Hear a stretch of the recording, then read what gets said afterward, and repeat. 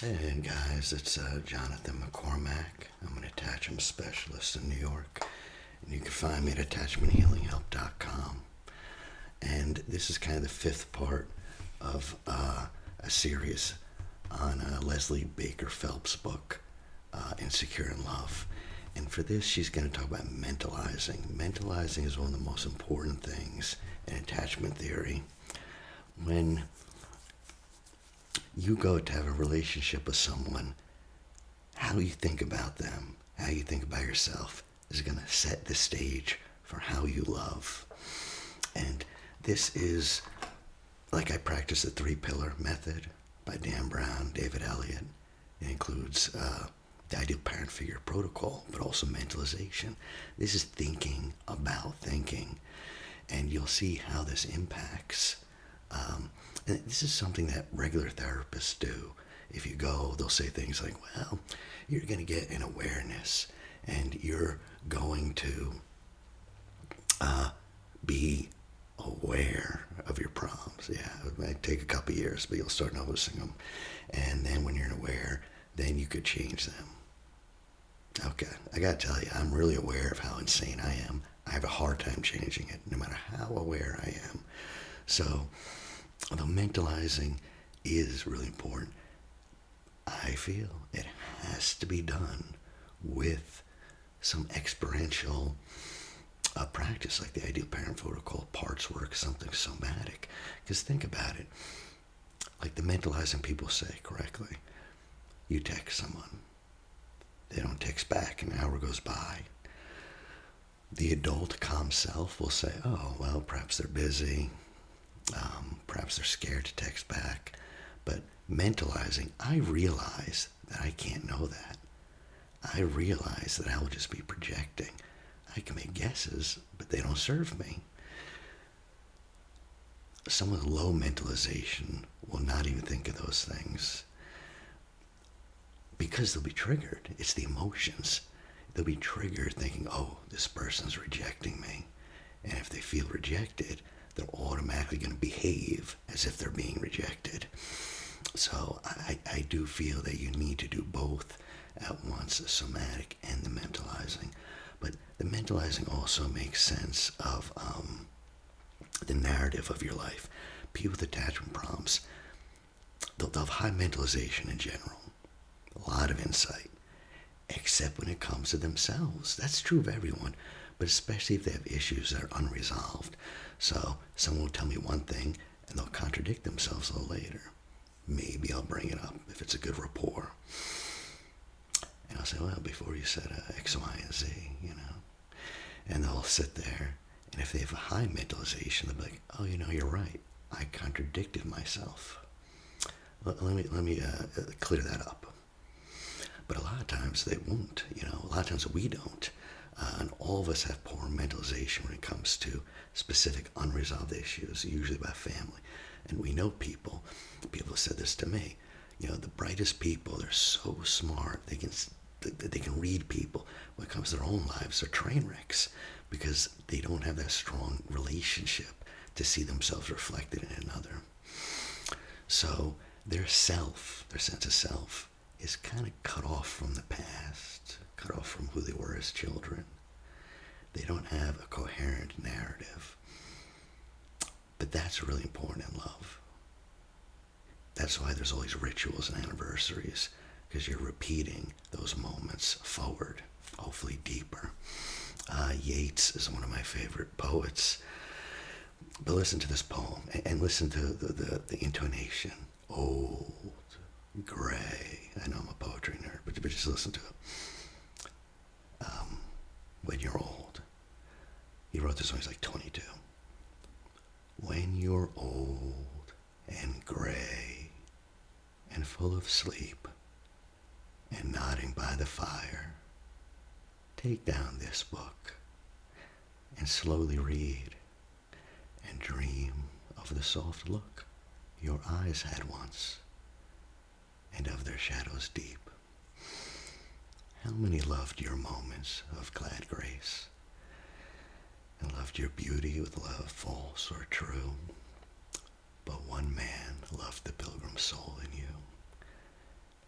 sorrows of your changing face.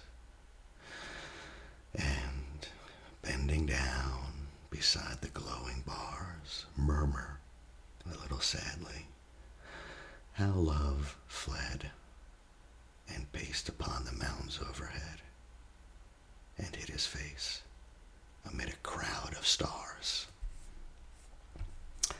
So in that poem, Yeats is imagining, even as a young man growing old with this woman, he actually has this vision of the future, and she's in it. Now, she didn't get with him, by the way, Maud. Yeah, I mean, that's a pretty hot poem. I mean, if you can write lines like that, you're going to do well with the ladies. You'd think. But this is one of the big tragic love affairs, so he's in his 20s and writing pretty good poems, I mean, imagine girls, if you got that poem, come on. And proposed to her, and she shot him down. He didn't give up. He proposed a second time, and Maud shot him down. Yep, 3 times the charm. No. Yeah, so he did it 4th, obviously. He's very natural, so obviously he did it 4th, and a 5th time. And the guy was proposing from like age 20 into his 50s to this lady. Imagine that commitment. And she still said no. And of course, because he's messed up and he's a poet, the 5th time he asked to marry her, and she goes, no. And he's like, okay, how about your daughter, who's like 17 years old? He's in his 50s. I don't know, it was a different time back then. She said no, by the way. But then he got himself another little sweet thing that's pretty young. I mean, some of these dirty old men, you got to watch them, Never, ladies, stay away from the poets. All those silver-tongued foxes, liars all. Passionate. That lasts a minute. You want someone with a 401k. You can trust me on that.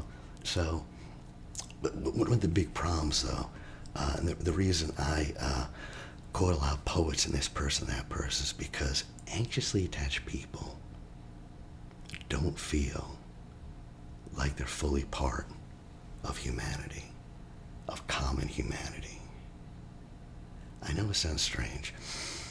They might understand why other people do and feel like they do, of course.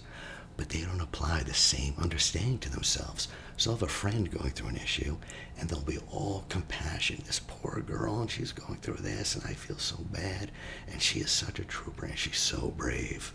And I'll be like, interesting. You're going through the exact same thing, and you just told me that you're an idiot and a moron for acting like that. Like, they understand the compassion. They understand for other people why there's we're humans. We're weak. We're only flesh and blood. But they will not apply that to themselves. And that poisons the inner environment for change. You will not be able to change. It's like every time you criticize yourself, it's like spraying poison on your garden. And you want it to water it in love. And you have a beautiful garden. I know you don't believe that, but trust me, I've seen inside you. You have a beautiful garden. Every client I've gotten to know, I've seen beauty in. Period. I mean, maybe I have an eye for it. And they wouldn't believe me in a million years, and I wouldn't tell them. But it's true. Maybe I'll meet someone, but that's not true. But so far, it's always true. If I get further, if they let me in, So the problem is, so they say, well, wait, you don't have compassion for yourself. Well, of course not, because I'm different from my friend. I'm flawed. So, there's no excuse for me. I mean, come on now, I'm flawed. Flawed people don't deserve compassion, of course. And of course, those are the people that blame themselves for the relationship, Well, over time, this schema, this way of looking at things, this feeling rejected, even when their partner is not meaning to reject them, leads them to become very critical of their partners. If you notice, a lot of people with anxious attachment, like the love, they want to be there. At the same time, they really criticize. This guy's like this guy's like that. Avoidance do it a little differently, but they're also very critical in a very cynical, supercilious way. they cut down the partner, as a defense mechanism. So, just to give you an example of how mentalizing affects attachment, and she gives this example, Leslie Barker, in her book Insecure Love. She kind of gives, so she describes a woman who is very preoccupied, right? And the blind date doesn't return her call. Obviously, she's unhappy. But because she has a weak ability to mentalize, she equates being rejected for the date with being a rejected human being, with being a reject. Some guy rejected you. Who cares? If 5 did, if 10, if 20. You are your rejection. That's what they identify with. When we do the ideal parent figure protocol, when we do parts work, when we do self work, we're trying to get you to incarnate that place of compassion. You have parts of you that are sick, and those are the ones you're identifying with. And so you equate the feeling of rejection. Well, that's real. You got rejected. Someone rejected you. But what does that mean? Nothing. It means nothing. And I know people don't believe that, but just consider this small example. There's a famous test, I describe it a lot, where little boys and girls got together and they did an experiment, told all little girls to say no when the little boys ask them to dance. So the first little boy comes in and says, "Hey, you want to dance?" The little girl says no. He goes, "Okay." Asks the second girl, "No." All right. Third one, "No." Easy peasy. The second boy comes in, asks the girl, "Do you want to dance?" She says no. He collapses, drags the chair across the room, collapses, and starts crying into his lap. What? So if you ask, why is that boy crying? Someone might say, because the girl just rejected him. But that's not why he's crying. That other boy got rejected, he's not crying. It's the meaning his mind was giving it. I assume the meaning was, this girl rejects me, therefore I'm unlovable or something like that. That's a false meaning. That's completely arbitrary. And you can change the meaning. You can't change your memories, change the meaning. When you look at it from an adult self perspective, look at it from that perspective, look at it as if this was your friend. I mean, if that was your best friend, you'd be like, well, she rejected you, my dude. Next, you got plenty of options there. It doesn't mean anything. And the actual truth is, it doesn't mean anything about you. It's like a Rorschach test. You show a Rorschach test, this guy says, it looks like a terrier. And this person says, it looks like my mother trying to steal my vitality. That guy's messed up. It doesn't matter. The ink blot is the same. We get information about the person, not about us, about the person. That little girl gave us information about herself. She didn't want to dance. No idea why. Does not say anything about that boy's worth. So this woman is equating the fear of rejection with being flawed and unworthy of love. Well, if that's how you're thinking, yeah, you're going to despair. You're going to isolate yourself. But if that activation was less intense, just less, and we can work on that, it takes months, but I'm telling you, it happens. Just stick in it. She would be able to think better of that. She'd be able to feel that hurt. Oh, I'm getting rejected. While recognizing, she'll have a thought that not everything works out. And that doesn't mean I'm a reject. And she might even remember times she rejected someone. Oh my Lord. That happens all the time. Someone can be like, oh, this person rejected me, and I'm like, yeah, didn't last week that guy try to hook up? He just said no, like in his face, in front of his friends. Did that happen? I remember that. But people with low mentalization, they just don't make those connections. They don't see their behavior. So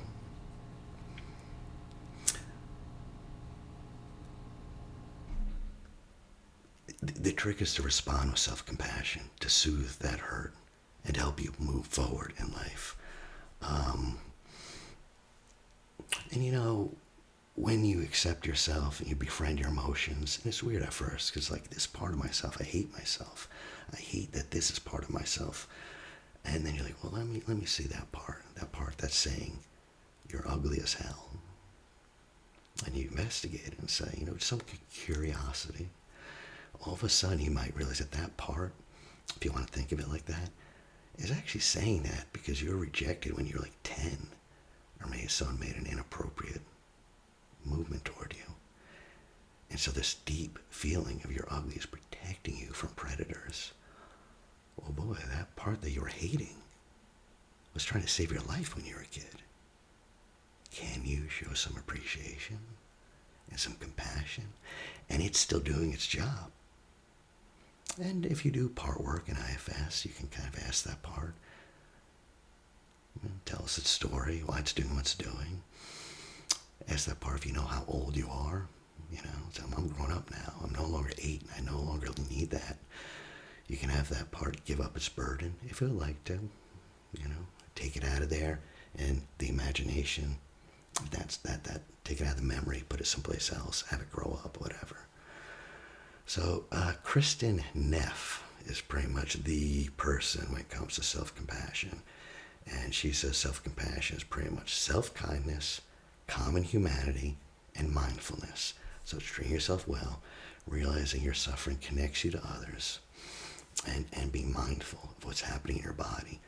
I know it's so simple, but I do the Ideal Parent Figure Protocol and some somatic exercises, and I'm literally just saying, be in your body, notice emotions, name them, tell me them, and recognize them in your body. That alone does tremendous work. I hate to say this, but I will. If you see attachment studies where like this modality works, that modality works, I hate to say this, but a lot of those are inpatient. Not all, a lot. And these people are getting therapy every day. A lot with the Ideal Parent Figure Cult, they'll say like, after 6 months, these people really improved. Yeah, but they're doing it every single day. If someone sees me, I give them a recording of the session we do. I destroy my copy and they have it, just the meditation, they can listen to it daily. But it's almost like, this is something you're probably going to have to do. I mean, think about it, what if you went to the gym once a week? You're not going to do nothing. If you exercise once a week, it's not going to do that. Or you meditate once a week. How about this? You can experience love and healing if you do this. It's 10, 15 minutes a day. But that's what makes it hard, and most people can't do it. Just having a therapist or facilitator, whatever, can help you make that commitment.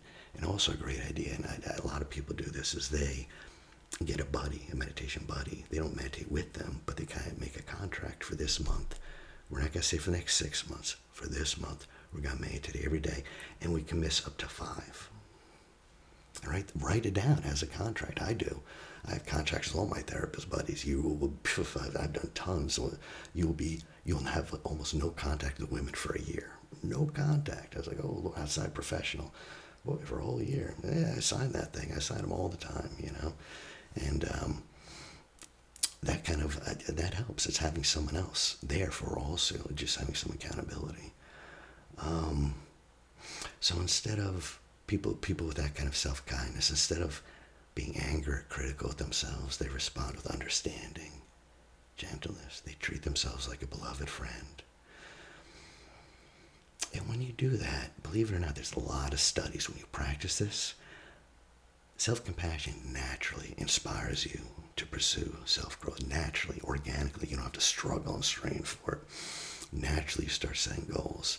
A really good book on this is by Christopher Germer, The Mindful Path to Self-Compassion. So it's about meditation. And he says, he actually makes this point in the book. He's like, well, listen, imagine going to a room. You're looking around at all the people. Wouldn't it make sense to help the person that's suffering the most in there? And wouldn't it make sense that you'll probably help someone who you knew first over someone you didn't know, just easier, more comfortable, and you know them? Yeah. Well, in that room, a lot of times that person is you. You're the guy suffering the most. And don't pretend. I know dismissives, they dismiss it. You tell them, like, wow, you're going through a hard time. Guarantee, I'm not.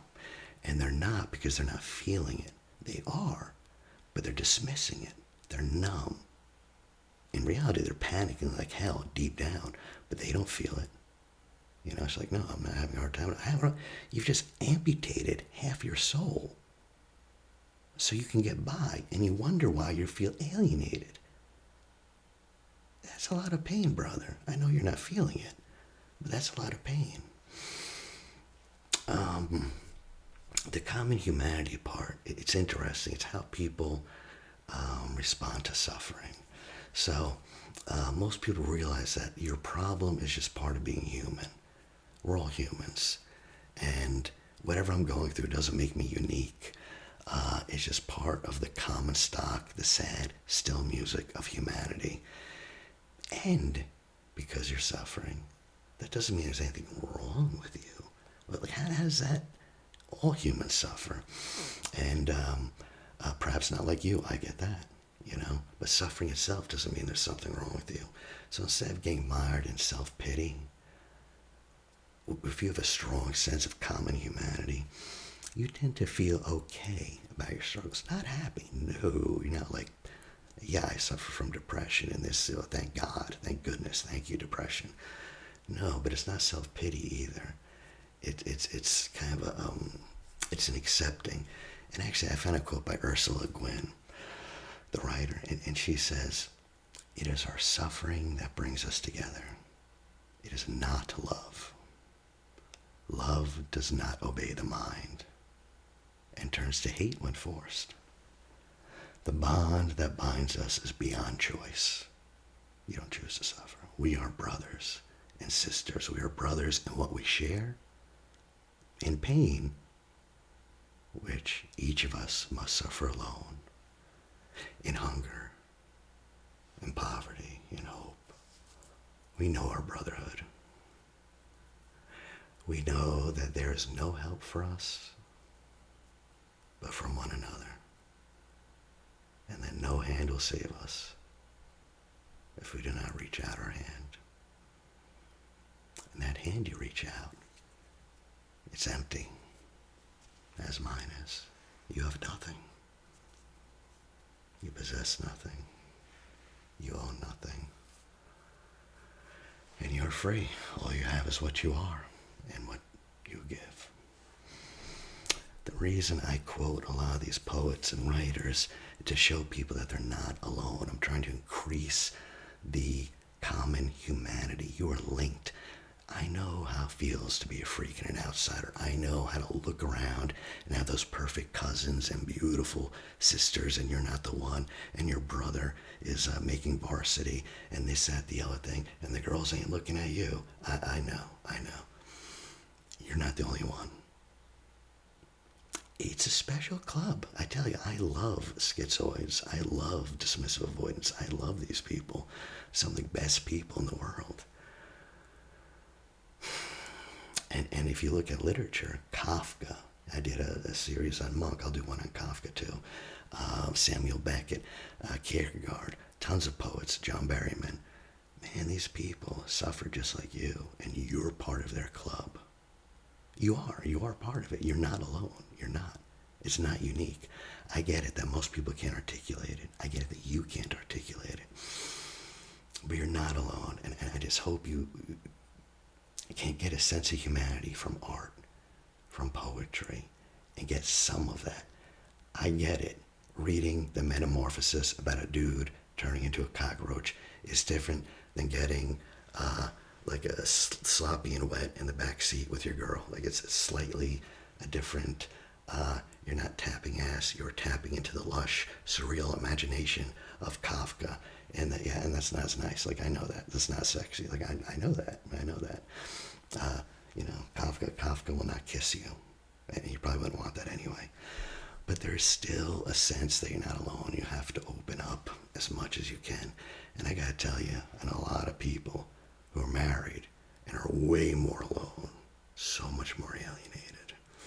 So marriage is not the solution to loneliness.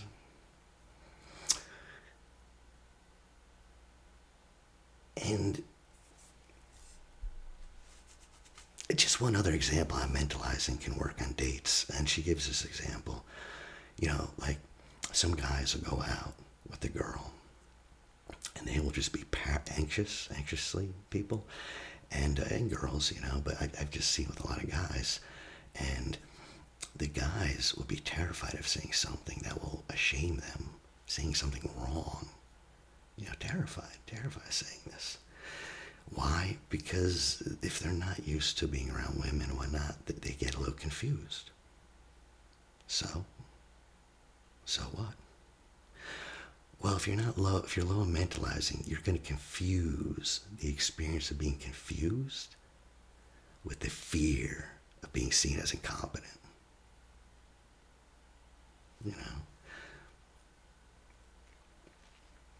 The other side. Now imagine if you're high mentalization, you go out with your girl and she takes you to the art show and you don't know nothing about art. She's like, well, this was Edward Monk and he was a crazy guy, fearful of it, blah, blah, blah. This is like my dates. That's And I'm just like lecturing them. It's like slowly fall asleep. And you go to the art show and you don't know anything. And you experience confusion. You don't know how to proceed. You're at your depth. You acknowledge your limitations, though. You're like, oh, I'm a human being. I'm a human being. I don't know everything. I'm not competent in everything. And so what do? You don't try and pretend you know. You don't try to show off. You don't spout this, that, the other thing you read on Wikipedia. You get curious, just like yourself, your big self energy. And you ask, and you say, I really don't know too much about art. It's just something I never got into. This will be interesting. Who's this? What about this? Well, that's fine. That's perfectly fine, that mentalization. But people with attachment issues, they will not do that. They will just fear that judgment, so they won't even open up and admit it. And a lot of the dismissives just shut down because they are terrified of rejection. So, they say very little. You try to talk to them about mentalization. It's like, oh, so how you doing? Good. So how was that meditation? Pretty good. I heard, your father and whole family died in a fire last week. How was that? Bad. Okay, my dude, we're going to have to work on this vocabulary. You're going to have to somehow get in touch with these emotions, name them, and be able to express them and feel them. That's the only way you won't confuse them and you'll actually be aware. So mentalization is huge. And it's also about vulnerability, So I'll just say this. That person was vulnerable and said, I don't know much about art. Guys really confuse this. They think, they're reading the red pill philosophy, you never, ever reveal a weakness to a woman. There's actually a lot of truth in that, in a way. So a woman will say, oh, tell me what you're thinking. What are you thinking? I wonder what you're thinking. What do you think about? Usually after sex, when it's okay, and now I'm not, for 1 minute, I'm not thinking about sex. And now she's talking, now I have to think, this is awful. And he doesn't know what to say. And she says on and on and on.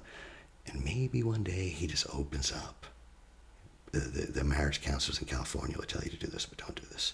And just, what's on your mind? What are your fears? I'm like, oh my God. Well, first of all, I'm getting fat. I don't know if I'll be sexually attractive. I think I'm losing my friggin' hair. My balls, we're just burning out. I do worry if we can possibly retire. And the other thing, and she's like, boom, okay. And she's out, dancing with the milkman or the pool boy or something.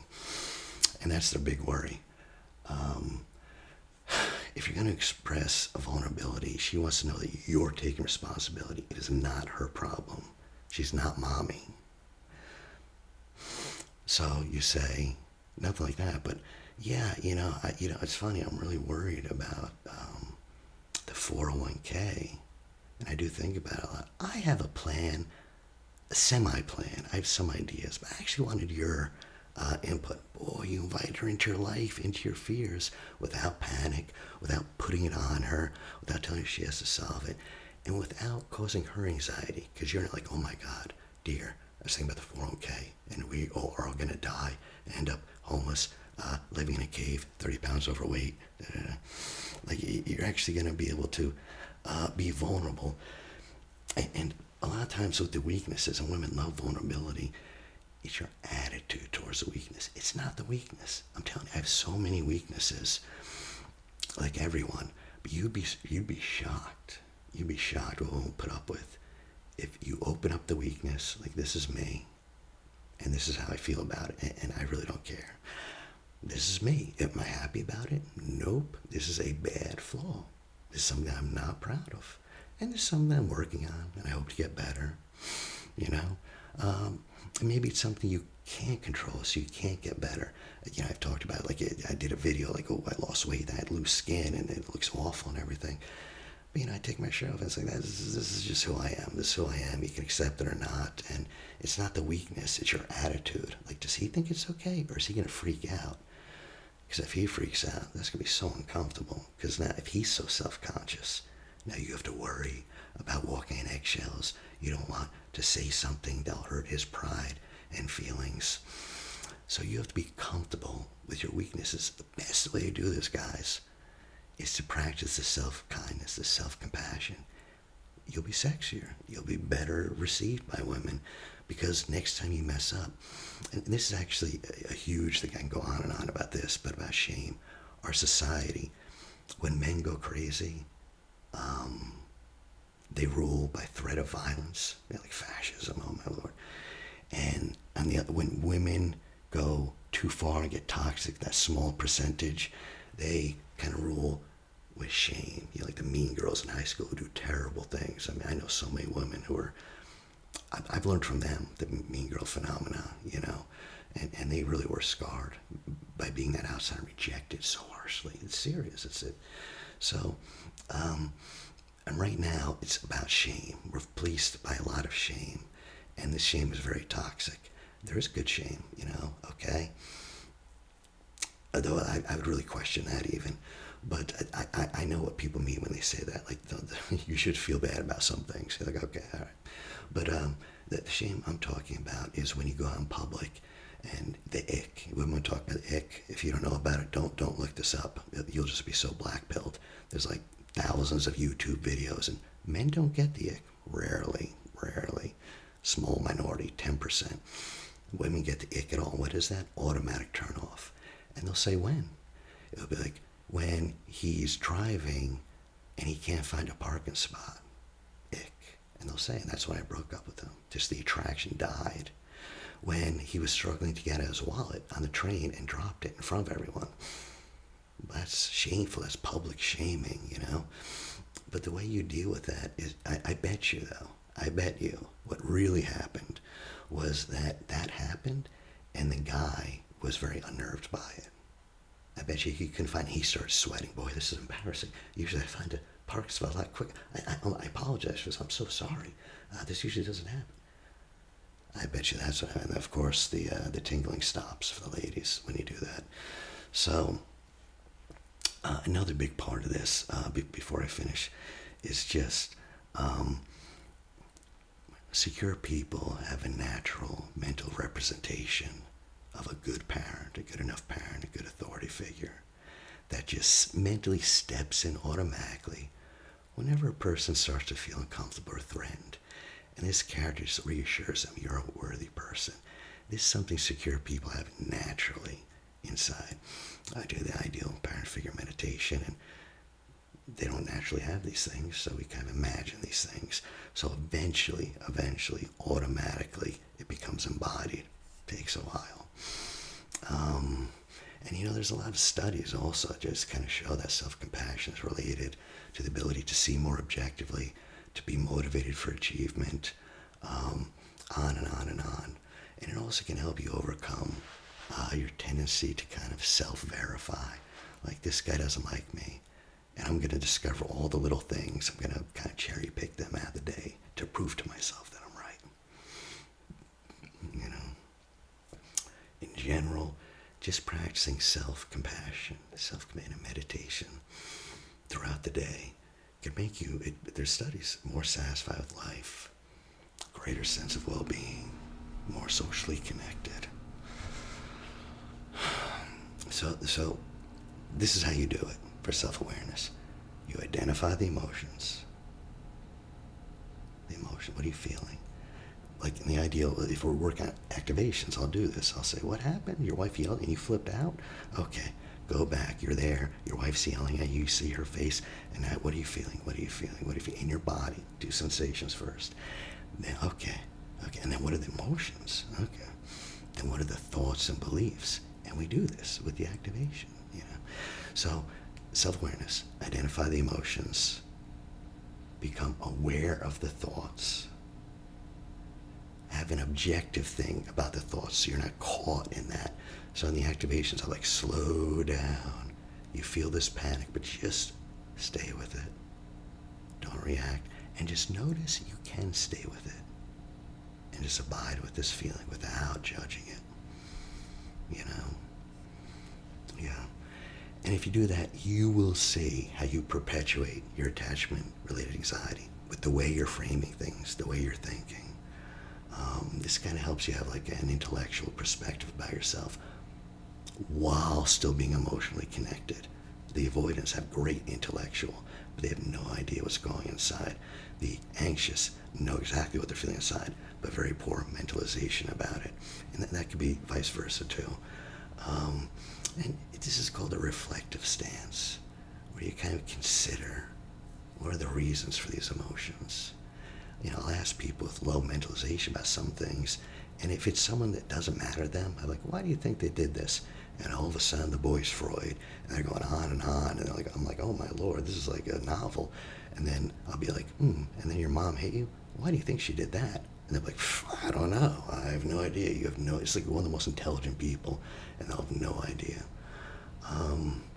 This just helps you have acceptance of yourself. And the one thing you have to be careful of, and this happens a lot, is the fearful avoidant or the avoidant.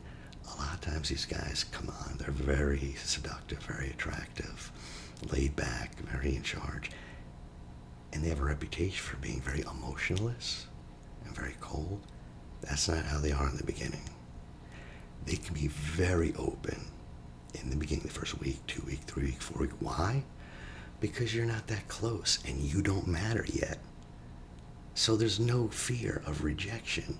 Who cares? I've known you 2 weeks. Who cares if you reject me? But as he gets closer and closer, as he gets closer to you, he gets more distant from his own emotions. And it seems very cruel. The guy was so open and shared with me all these things and made a heart-to-heart connection. And then he shut down. And other people say, he's playing you. He's playing you, girl. Maybe. Tons of guys do that. They know the script. They know what to say. And if you're a teenage boy with a glandular philosophy of life, you may do that. So that could be. I wouldn't know. But also, it could be absolutely genuine, that he absolutely was open, and he doesn't even realize why. He'll say, there is no feelings. You want to share something? No, there's nothing to share, And all of a sudden, he might become very critical of her. She can be really annoying. It's just no fun. But if you have high mentalization, you might think, and a woman will be like, we have no chemistry. That's the problem, no chemistry. But if you have high mentalization, you're going to notice your reactions. Because there's going to come a day where she can't be with you, or maybe she's going to leave, or something like that. And all of a sudden, you might miss her desperately, fearing she'll leave. And all of a sudden, you might become anxious to win her love. That happens when people break up all the time, right? It's like, this person's not that great. Then they leave. It's like, oh my God, what did I? And avoidance process these things so slowly. It could be like 9-10 months later. And that's like a dagger in their knife, a dagger in their heart. But if you can mentalize, you can realize, I've been very critical towards her. It's not the chemistry. I'm protecting myself by being very critical of her. That's a protection. And with that insight, you can be compassionate. I know you're going to think, oof, I'm hurting her. Believe me, avoidance have reservoirs of regret. They're so sensitive that they won't even get in relationships for fear that they'll hurt someone else. Their love is dangerous to them, and it's for the outside world and their minds, you know. So now he has a new option, though. He can look at this and be like, you know what? I grew up X, Y, and Z. How else would I react to this? I don't know anything else, and that's fine. I am flawed. I do have this problem. Bring that up to her, but not in this self-conscious, upset way. I'm a dismissive avoidant, and I just feel terrible, and I want to die. No, it's just like, wow, I learned this about myself. It's tough, you know. But I think I've been really critical towards you. I think I'm afraid of getting close to you. I really do. And see what happens. If you're thinking about ending the relationship, then who cares what happens? But you just open up in a confident way. Like, I am owning this like a man, like a grown-up adult, and I'm taking responsibility. That's sexy as hell. She'll like that. And you're being vulnerable. Even then, you're going to need support from friends or a therapist or something, because it's going to be hard just to talk to her about this fear, because there's going to be a lot of activations in reality. I know in the perfect world, you get the whatever nonviolent communication, and you're like, going through it, and you're like, no, this person is not following the directions. One of you probably won't be, unless you have secure attachment. And so now this problem of dismissive attachment or anxious, or whatever it is, this problem of you criticizing them or whatever, that's driving you apart, can now be a link in emotional intimacy because you shared it. And this could be a bond that you both work on, and women love a challenge. Don't be easy, guys. Women love a challenge. They want this project. Oh my Lord, they're like dogs with the bone. You come into this, and this is like, I don't know what it is to women. I don't know what the male equivalent is. I guess the whiskey or something. So this is the meditation. It could be a bit long, but it is for love, and it's about self-compassion. This is a self-compassion meditation.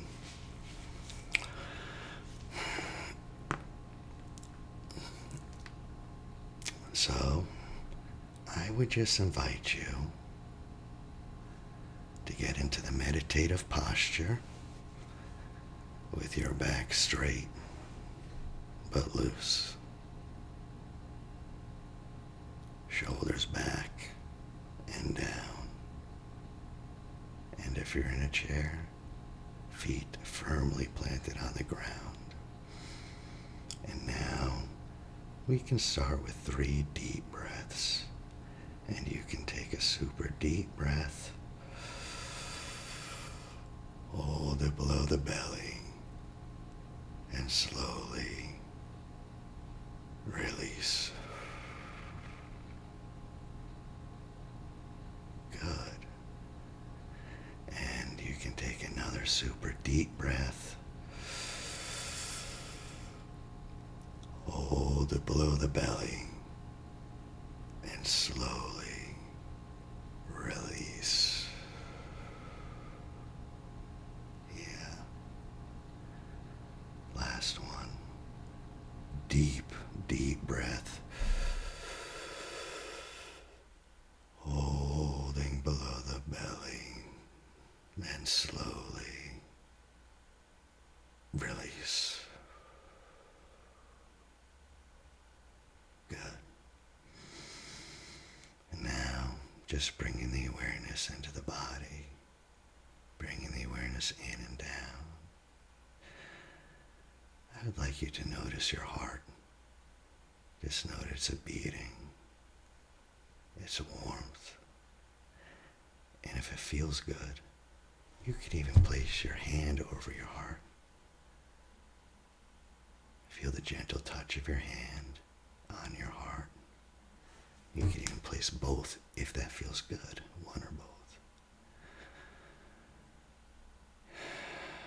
Feel the beating of your heart.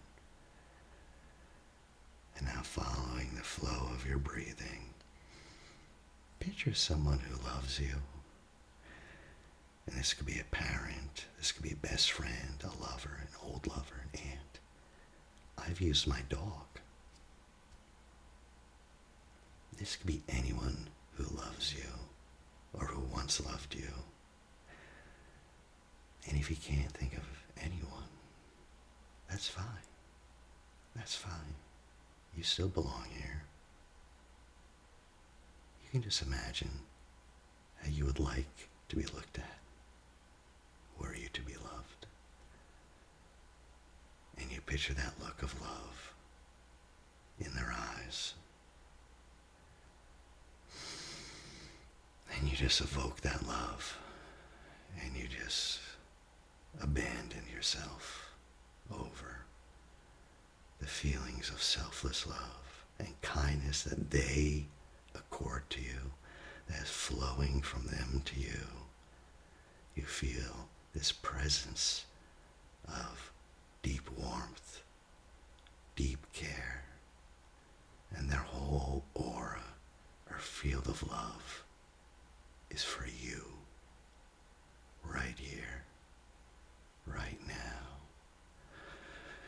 And you're breathing these feelings of warm, loving kindness.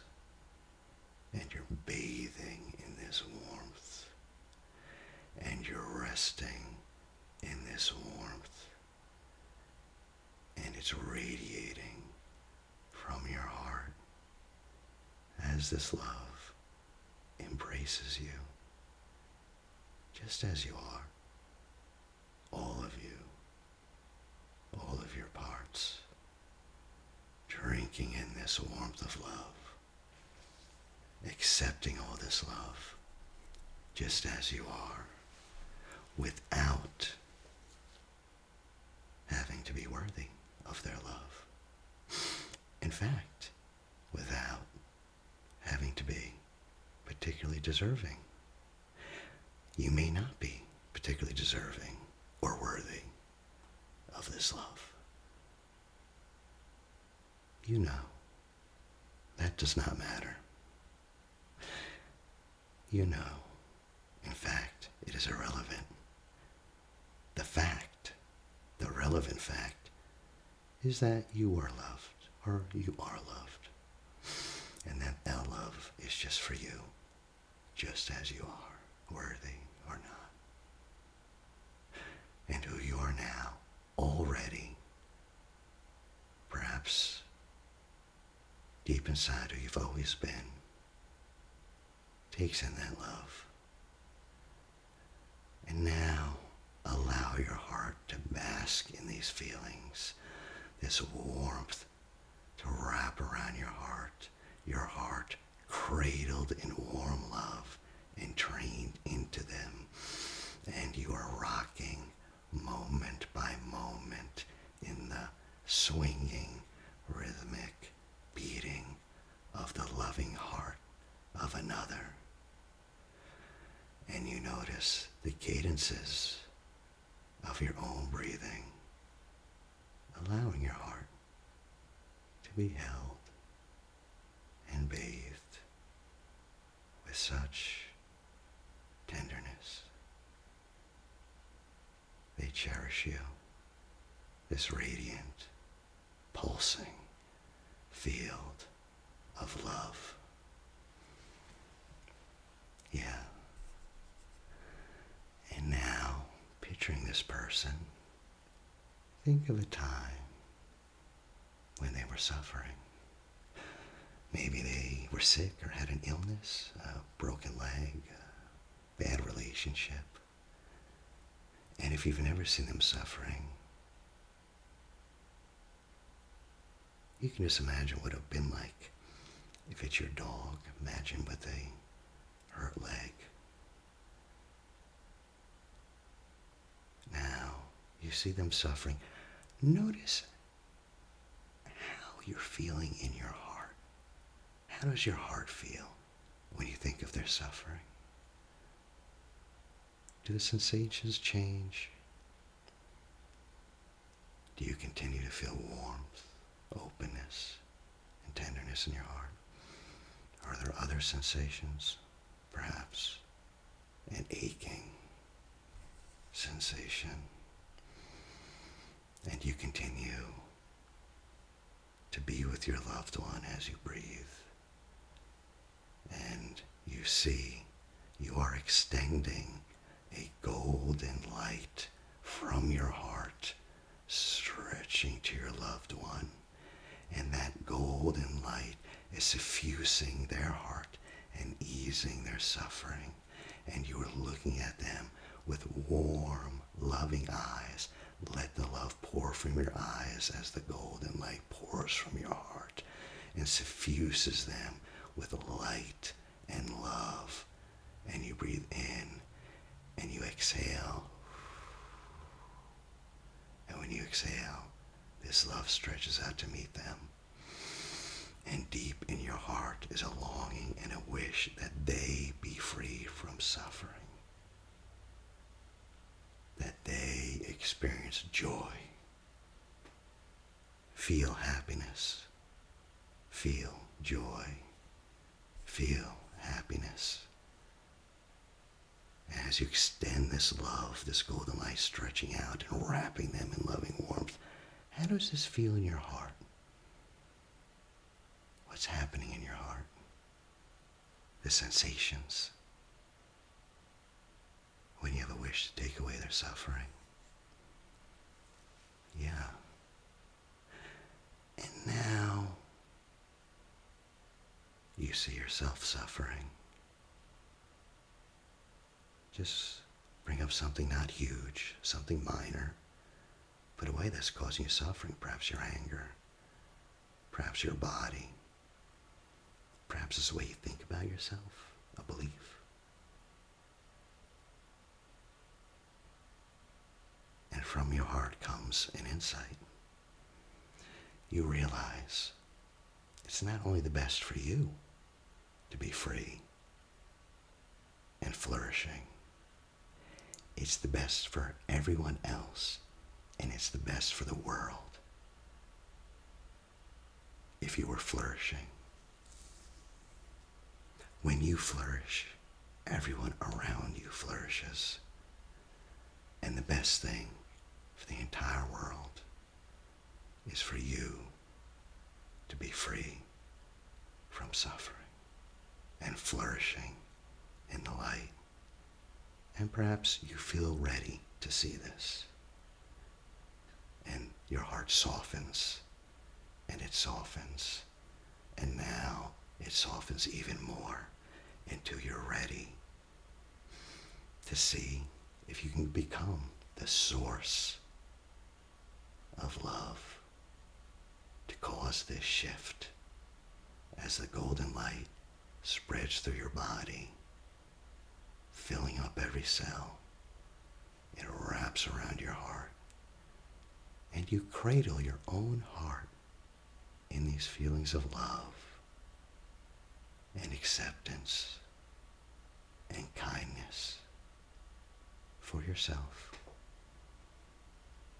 No judgment. And the love is flowing from you into your heart. And you see that suffering, that belief,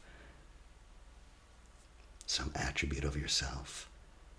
And how you see it, and you see it with compassion. You cradle it like a small child, because this is a small child. And if you saw a small wounded child, this is what you would do. You would hold it. You would love it. And seeing this character defect and just basking in the feelings of love and kindness towards it, this is almost like the all-loving embrace of a mother for her beloved child, for a father and a father's love for his child. Almost as if you are simultaneously parent and child, lover and beloved. And as you give these warm feelings of affection and support towards these darkest aspects of yourself, just have those aspects rest here. They rest in these feelings as best as you can. And moment to moment. And now you're bathing in your own warmth of love. And now, and even now,